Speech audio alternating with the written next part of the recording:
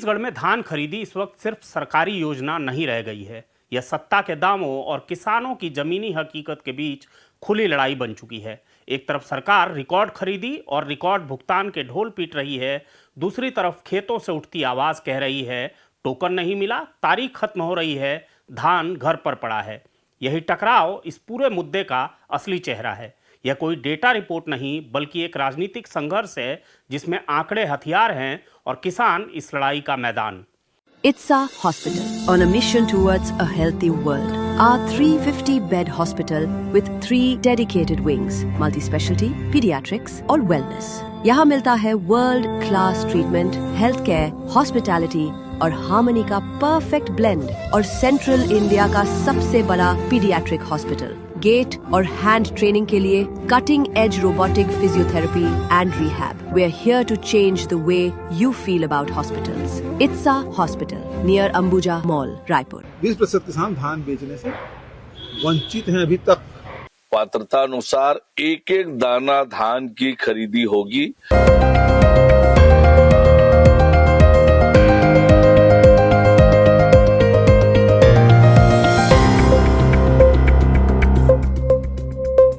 नमस्कार, खबरों की खबर में आपका स्वागत है। आप देख रहे हैं सेंट्रल गोंडवाना खबर और मैं हूं राघवेंद्र।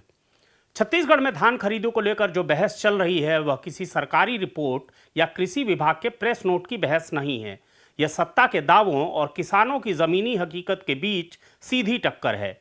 एक तरफ सरकार अपने आंकड़ों को ढाल बनाकर खड़ी है, दूसरी तरफ विपक्ष उन किसानों की बात कर रहा है जो खरीदी केंद्रों से खाली हाथ लौट रहे हैं।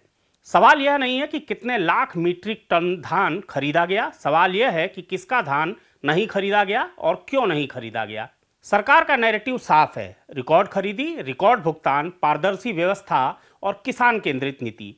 मुख्यमंत्री कार्यालय के आंकड़े बताते हैं कि खरीफ मार्केटिंग वर्ष 2025-26 में 13 जनवरी तक 105.14 लाख मीट्रिक टन धान की खरीदी हो चुकी है और 23,448 करोड़ रुपए सीधे किसानों के खातों में गए हैं। सरकार इसे ऐतिहासिक उपलब्धि बता रही है और यह संदेश देना चाहती है कि धान खरीदी को लेकर कोई संकट है ही नहीं। लेकिन राजनीति में सवाल हमेशा वहीं से उठते हैं जहां सरकार कहना बंद कर देती है। विपक्ष का दावा है कि इन चमकदार आंकड़ों के पीछे एक स्याह सच छिपा हुआ है। पूर्व मुख्यमंत्री भूपेश बघेल ने इस बहस को सीधा सत्ता बनाम किसान के फ्रेम में बदल दिया है कि 29 तारीख को धान खरीदी समाप्त हो जाएगा। पहले 31 तारीख कहा था, उसको 29 तारीख कर दिए। धान खरीद 15 नवंबर से शुरू होना था, पता नहीं 17 को हुआ, 21 को हुआ, कब हुआ कोई पता नहीं, अलग अलग सोसाइटी में अलग अलग हुआ। लेकिन धान खरीदी 29 तारीख को बंद कर रहे हैं। इस बीच में लाखों जो छोटे किसान हैं उसका रकबा समर्पण करा दिया। दूसरी तरफ यह है कि जो किसान आज टोकन नहीं मिला है, ना ऑनलाइन मिला है ना ऑफलाइन मिला है, और वो किसान जिनको कहा गया है कि जो छोटे किसान हैं वो 1 टोकन, जो मीडियम श्रेणी के हैं उसको 2 टोकन और बड़े किसान हैं वो 3 टोकन। अब जो धान खरीदी केंद्र है उसकी लिमिट को आपने कम कर दिया, तो 3 टोकन में भी यदि ऑनलाइन में जाते तो 3 निकलता ही नहीं, तो 3 टोकन में धान बेच ही नहीं पा रहे हैं किसान। ऐसे करीब 20% किसानों का 20% किसान धान बेचने से वंचित हैं अभी तक। तो सरकार से मैं ये कहना चाहता हूँ, सही मायने में आप किसानों के हित चाहते हैं, हित ऐसी हैं तो आपको ये तारीख बढ़ानी है। और आप तो खुद आपके पटवारी, तहसीलदार, RI सब जाके किसानों के घर में चेक कर रहे हैं, किसानों को चोर समझ रहे हैं, चोर साबित कर रहे हैं और धान खरीदना नहीं चाहते।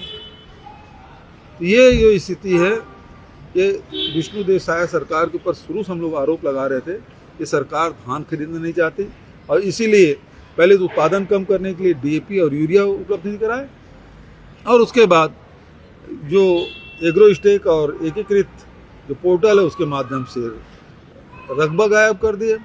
अब खुद समर्पण करवा रहे हैं, जबरिया किसानों को जबरिया समर्पण करा रहे हैं। तो ये स्थिति है। सरकार से आग्रह करता हूं कि धान खरीदी की तिथि बढ़ाया जाए। उनका आरोप सिर्फ प्रशासनिक चूक का नहीं बल्कि नीति और मंशा पर सीधा हमला है। बघेल का कहना है कि लाखों छोटे किसानों को अब तक टोकन नहीं मिला। तय कैटेगरी की वजह से करीब 20% किसान धान बेचने से बाहर हो गए और 29 जनवरी को धान खरीदी खत्म होने वाली है, जबकि खेतों में धान अभी भी खड़ा है या घरों में पड़ा है। यह सिर्फ शिकायत नहीं बल्कि सरकार की किसान हितैषी छवि पर खुली चुनौती है। देखिए, कांग्रेस पार्टी धान खरीदी प्रारंभ होने से पहले भ्रम फैलाने का काम लगातार करती रही है। किस्म किस्म की बात उन्होंने कही कि सरकार की कोई तैयारी नहीं है, सरकार धान खरीदना नहीं चाहती है, धान खरीदी नहीं होगी, से लेकर के लगातार भ्रम फैलाने का काम कर रहे हैं। जबकि अब तक किसानों की नियमित रूप से धान खरीदी हो रही है, सरकार ने पुख्ता व्यवस्था की है और मुख्यमंत्री माननीय विष्णुदेव साय जी ने स्पष्ट कहा है कि किसान धैर्य रखें, सभी पात्र किसानों के पात्रता अनुसार एक एक दाना धान की खरीदी होगी। ये माननीय मुख्यमंत्री जी ने स्पष्ट कर दिया है और इसके बाद भी किसी के मन में किसी तरह के संशय करने की कोई आवश्यकता नहीं है। हम किसान हितैषी सरकार हैं। जिस कांग्रेस पार्टी की सरकार ने किसानों को ठगने का काम किया, धोखा देने का काम किया, वो इस प्रकार की बातें ना कहे तो अच्छा रहेगा। धान छत्तीसगढ़ में सिर्फ फसल नहीं है, यह राजनीति की धुरी है। यहाँ हर चुनाव, हर सरकार और हर विपक्ष धान के इर्द गिर्द घूमता है। समर्थन मूल्य पर खरीदी किसानों के लिए सिर्फ सुविधा नहीं बल्कि जीवन रेखा है। यही वजह है कि जब किसान को लगता है कि वह इस सिस्टम से बाहर हो रहा है तो मामला तुरंत विस्फोटक बन जाता है। छोटे किसान जिनके पास न गोदाम है न पूंजी, अगर समय पर धान नहीं बेच पाते हैं तो वे बाजार के रहमो करम पर गिर जाते हैं। निजी व्यापारी कम दाम देते हैं, कर्ज बढ़ता है और सरकार के वादे खोखले लगने लगते हैं। टोकन व्यवस्था को सरकार पारदर्शिता का प्रतीक बता रही है, लेकिन जमीनी सच्चाई इससे उलट दिखाई देती है। टोकन वही बनवा सकता है जिसे जानकारी हो, नेटवर्क हो और प्रशासनिक सहयोग मिले।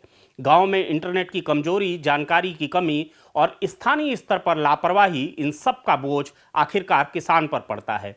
बड़े किसान किसी तरह सिस्टम में जगह बना लेते हैं, लेकिन छोटे और सीमांत किसान लाइन से बाहर खड़े रह जाते हैं। यह वही वर्ग है जिसका नाम हर राजनीतिक भाषण में सबसे पहले लिया जाता है और जिसका हक सबसे पहले छूट जाता है। भूपेश बघेल का बयान कि सरकार की मंशा धान खरीदने की नहीं है, महज राजनीतिक नारा नहीं बल्कि सत्ता की नीयत पर सवाल है। यह आरोप कहता है कि सरकार किसान के पक्ष में नहीं बल्कि आंकड़ों की राजनीति में लगी है। कांग्रेस उस मुद्दे को साफ तौर पर किसान बनाम सरकार की लड़ाई के रूप में पेश कर रही है। यह संदेश दिया जा रहा है कि सत्ता रिकॉर्ड गिन रही है जबकि किसान टोकन ढूंढ रहा है। यह नैरेटिव अगर गांवों में पकड़ बना लेता है तो सरकार के लिए इसे तोड़ना आसान नहीं होगा। सरकार के आंकड़े यहाँ एक काउंटर नैरेटिव बनकर सामने आते हैं। वे यह साबित करने की कोशिश करते हैं कि विपक्ष झूठ फैला रहा है और हकीकत में व्यवस्था पहले से बेहतर है। लेकिन आंकड़े तब तक सच्चाई नहीं बनते जब तक वे हर किसान को शामिल न करें। अगर हजारों किसान खरीदी केंद्रों से लौटाए जा रहे हैं तो रिकॉर्ड शब्द अपना अर्थ खो देता है। सरकार के दावे उन किसानों की आवाज को खारिज नहीं कर सकते जो अब भी अपनी उपज बेचने के इंतजार में हैं। यह टकराव केवल नीति का नहीं बल्कि धारणा का है। राजनीति में धारणा अक्सर तथ्य से ज्यादा ताकतवर होती है। अगर गांवों में यह चर्चा फैलती है कि टोकन नहीं मिल रहे, तारीख खत्म हो रही है और सरकार सुन नहीं रही, तो कोई भी आंकड़ा उस धारणा को तुरंत नहीं तोड़ सकता।